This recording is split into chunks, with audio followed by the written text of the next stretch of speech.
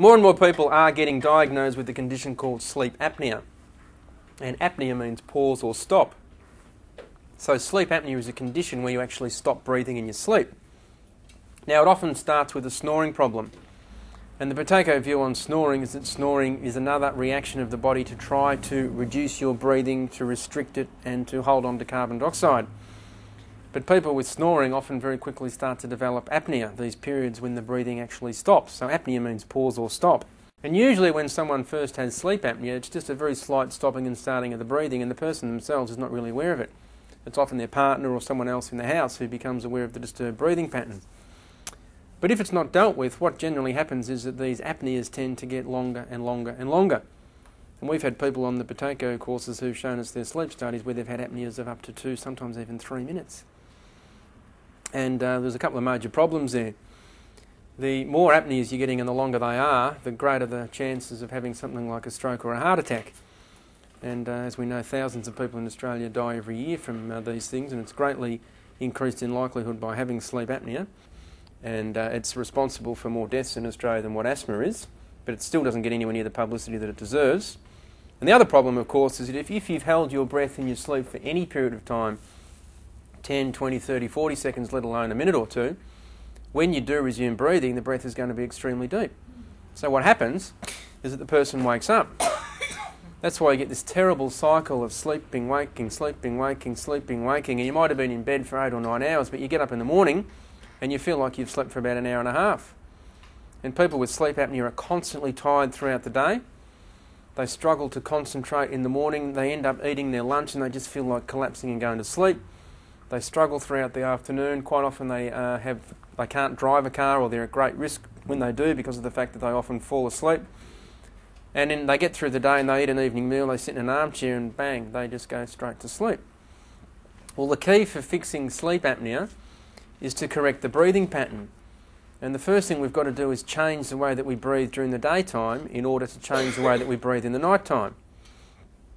And the way that the medical profession currently deals with sleep apnea is usually one of two things. Either people have an operation for obstructive sleep apnea, which means removal of part of the soft palate, or the most common way at the moment is to put people on what's called a CPAP machine. A lot of you can't probably see this very well, but this happy couple in bed here are both using their CPAP masks. It's a mask which is connected to a pump which blows air on the face to stimulate you to keep breathing. And usually when people first go on the CPAP machine, if they can comply, and we know the compliance rate is very, very low, it can be anything from about 15 to 40% depending on what you read.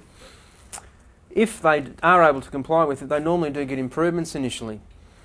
But the problem with this from the Buteyko perspective, it's a little bit like someone with asthma taking Ventolin or using nebulizers. All you're doing is dealing with the symptoms, you're not dealing with the fundamental cause. The method that you're using to stop the symptoms is actually in the long term making you breathe more deeply, because your body's trying to stop your breathing because you're breathing too much.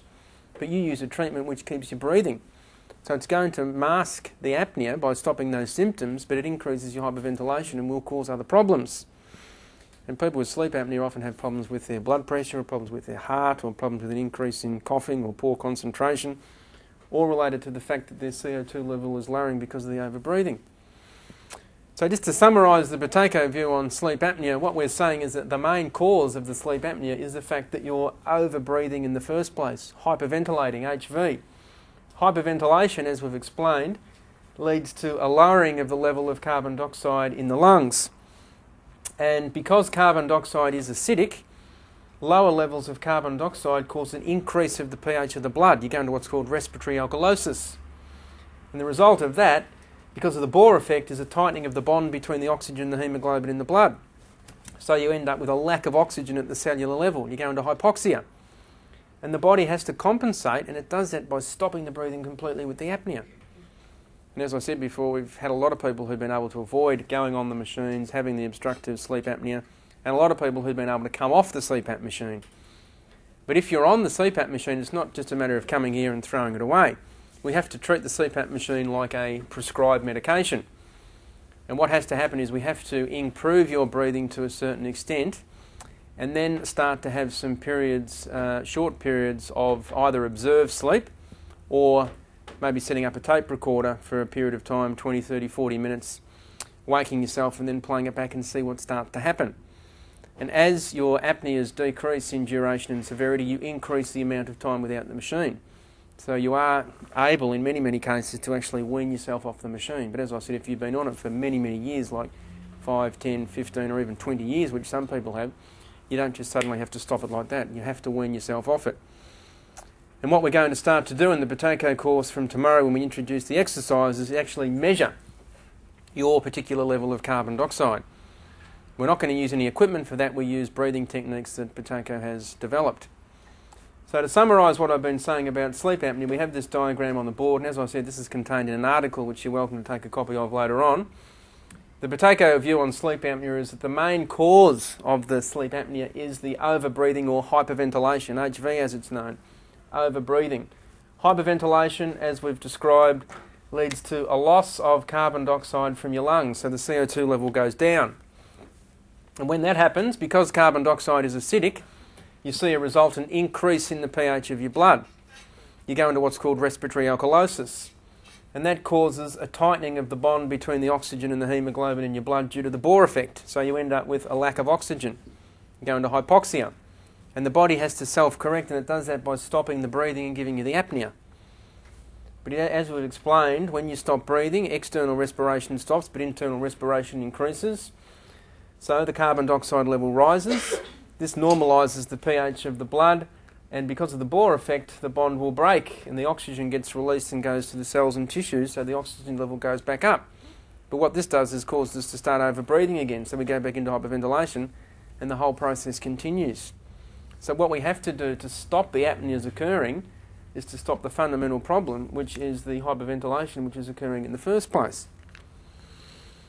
So if we want to stop the cycle and stop the apneas, what we've got to do is fix the fundamental problem, which is the hyperventilation.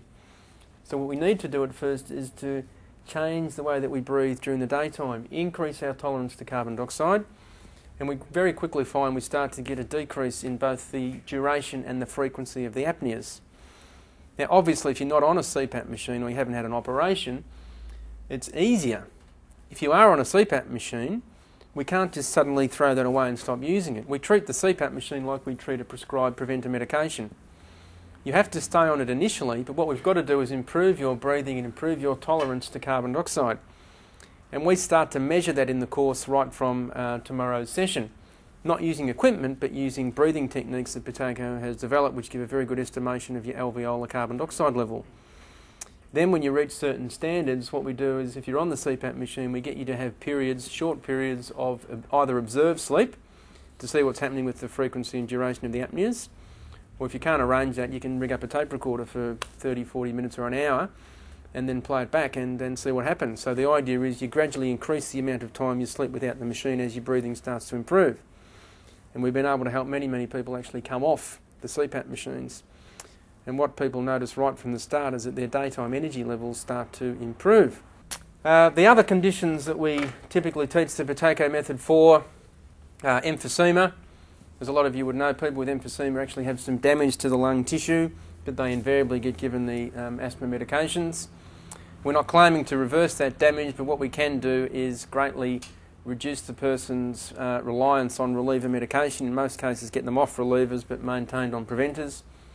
And also they very quickly notice an increase in their stamina and mobility, because people with emphysema invariably get out of breath very, very quickly, and they find that their ability to do even simple things like walk out to the letterbox is greatly diminished. But we've had some significant turnarounds, even in people who've been very severe, people on multiple nebulizers per day and taking oxygen for periods of time during the day.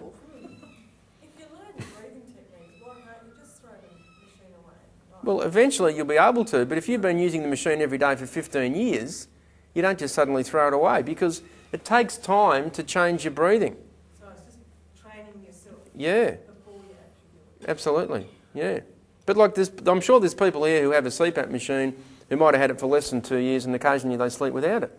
If that's the case, when they start the Buteyko course, they can sleep without it. But there might be someone else who's never slept without it for 10 years or something. In that case, you can't just toss it away.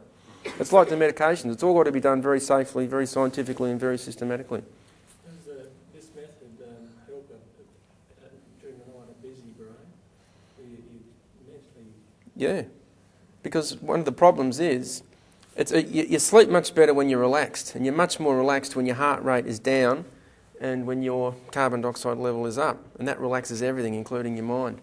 Because if you've got thoughts racing around in your mind, that increases your anxiety, and then your heart rate increases, and you breathe more, and you get more restless, and you can't sleep.